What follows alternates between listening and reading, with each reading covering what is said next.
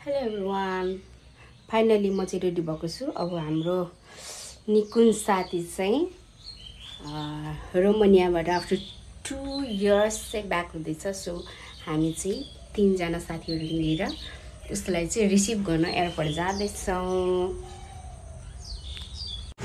Finally म चाहिँ यहाँ फ्लावर सपमा आएको छु। उसको निकुञ्जको वेलकमको लागि चाहिँ बुके बनाउनको लागि हाम्रो भाइले चाहिँ दामी बुके रेडी गर्दैछन्। अनि निकुञ्ज, तिम्रो वेलकमिङमा यहाँ हाम्रो पुलिस दाजुहरू पनि पुरै बाटोमा बसिरहेछन् है। हामी चाहिँ के भन्छ माइदर आइपुग्न आँटिसक्यौँ।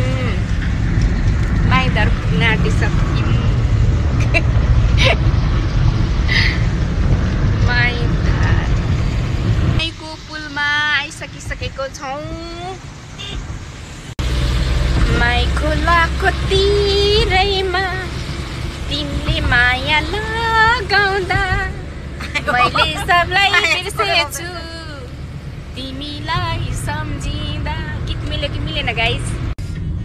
फाइनली हामी चाहिँ एयरपोर्ट आइसकिसक्यौँ। तर दुःखको कुरा चाहिँ हामीले साथीलाई वेट गर्नुपर्ने होइन, अनि वेलकम गर्नुपर्ने। तर आजको सिचुएसन चाहिँ साथीले हामीलाई वेलकम गर्ने जस्तो भएको छ। हामी ढिलो आएको छौँ र ऊ चाहिँ अघि आइसकेको छ। हाई गाइज, हामी चाहिँ गाडीबाट उत्रिसकेका छौँ हाम्रो साथीलाई लिनको लागि। तर हामी ढिलो भएको छौँ guys. Welcome to Nepal. Welcome to Nepal. ओइ मेरो फुललाई चाहिँ व्यवस्था गरेर गोदै खान्छ यसले। यहाँ खदा कार्यक्रम चलिरहेको छ गाइज। वेलकम टु नेपाल हाम्री प्यारीलाई। केमा अल्झायो एउटाले चाहिँ खदा अल्झाएर हो त्यसो भन्छ।